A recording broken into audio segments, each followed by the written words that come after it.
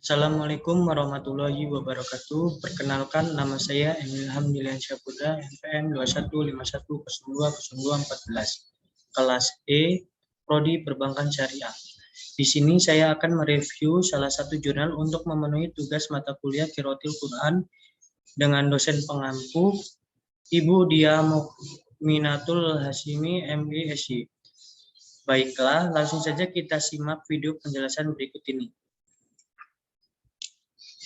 Baiklah, kali ini saya akan mereview salah satu jurnal berjudul Ada Pembelajaran Al-Quran Studi Kitab At-Tibyan fi Adabi Hamaliyah Quran. Langsung saja.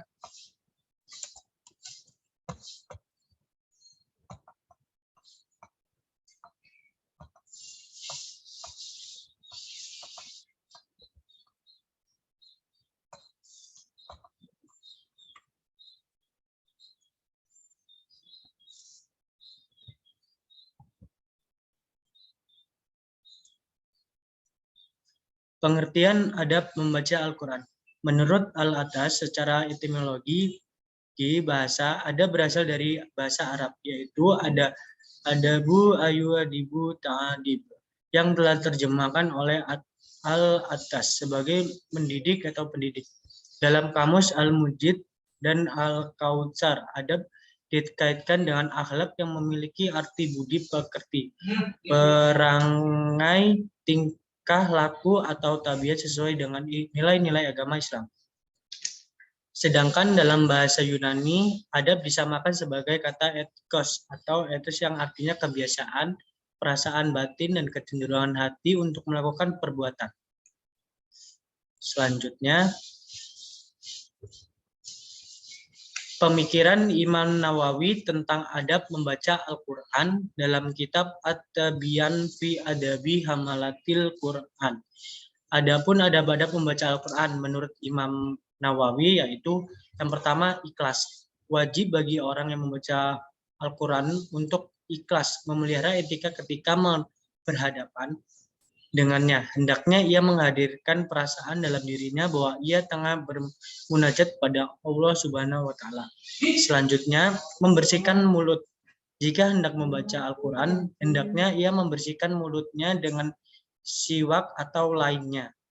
Selanjutnya, dalam kondisi suci. Sebaiknya orang yang membaca Al-Quran berada dalam kondisi suci dan boleh jika ia dalam keadaan berhadas. Berdasarkan kesepakatan kaum muslimin, hadis mengenai hal ini banyak dan sudah masyhur.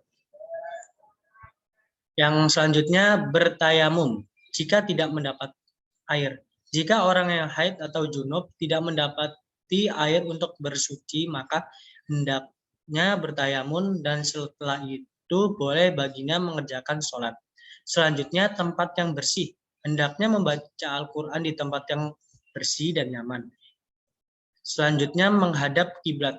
Hendaknya orang-orang yang membaca Al-Quran di luar sholat membacanya dengan menghadap kiblat. Selanjutnya, memulai qiraah dengan ta'awuz. Ketika ingin membaca Al-Quran disyaratkan untuk bertawawuz. Tawawuz hukumnya sunnah bukan wajib. Selanjutnya, membiasakan mengawali setiap surah dengan basmalah. Hendaknya selalu membaca basmalah di awal setiap surat selain surat Baroah atau At-Taubah. Selanjutnya, mentaburi ayat. Diisyaratkan ketika membaca Al-Quran dalam keadaan khusyuk, banyak dalil yang mengenai syariat tadabbur ketika membaca Al-Quran. Selanjutnya, mengulang-ulang ayat tertentu untuk direnungi.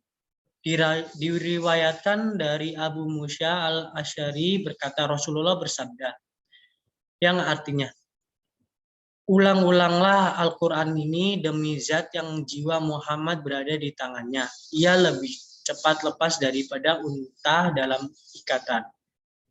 Selanjutnya, membaca dengan tartil. Hendaknya membaca Al-Quran dengan tartil. Para ulama sepakat akan dianjurkan hal itu. Allah Ta'ala berfirman dalam Al-Qurannya yang artinya, bacalah Al-Quran itu dengan tartil. Al-Muzammil ayat Selanjutnya memohon karunia Allah saat membaca ayat rahmat. Jika membaca ayat tentang rahmat, hendaknya ia memohon karunia Allah, dan ketika membaca ayat tentang azab, hendaknya meminta perlindungan dari keburukan azab dan dengan mengucapkan doa. Selanjutnya menghormati Al-Quran, termaksud perkara yang perlu diperhatikan dan sangat ditekankan adalah penghormatan terhadap Al-Quran, yaitu dengan menghindari perkataan yang sering disepelekan oleh sebagai orang yang lalai dan para qari yang membaca Al-Quran secara bersama-sama. Selanjutnya, tidak boleh membaca Al-Quran dengan bahasa selain Arab. Tidak boleh membaca Al-Quran dengan menggunakan bahasa selain bahasa Arab, baik ia pandai bahasa Arab ataupun tidak, di dalam sholat maupun di luar sholat. Jika ia melakukan hal ini dalam sholat, maka tidak sah sholatnya. Selanjutnya, boleh membaca Al-Quran menggunakan qiraah sabah. Boleh membaca Al-Quran menggunakan 7 macam qiraah yang telah disepakati. Adapun dengan yang lainnya tidak boleh, walaupun dan riwayat syadz yang diriwayatkan dari ketujuh qiraah tersebut. Selanjutnya, membaca Al-Quran sesuai urutan mushaf.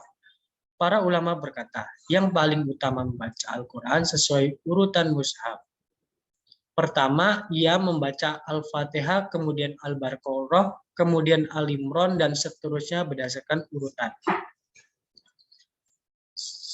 Selanjutnya, tidak mengeraskan suara ketika membaca Al-Quran. Ini paling penting yang patut diperhatikan. Ketahuilah bahwa ada banyak hadis sahih dalam kitab sahih ataupun kitab lainnya yang menunjukkan mustahabnya mengeraskan suara ketika membaca Al-Quran. Selanjutnya, dianjurkan membaguskan suara ketika qiraah. Para ulama terdiri dari salaf, khalaf, sahabat, tabi'in, dan ulama-ulama kaum muslimin setelah mereka sepakat atas anjuran membaguskan suara ketika membaca Al-Quran.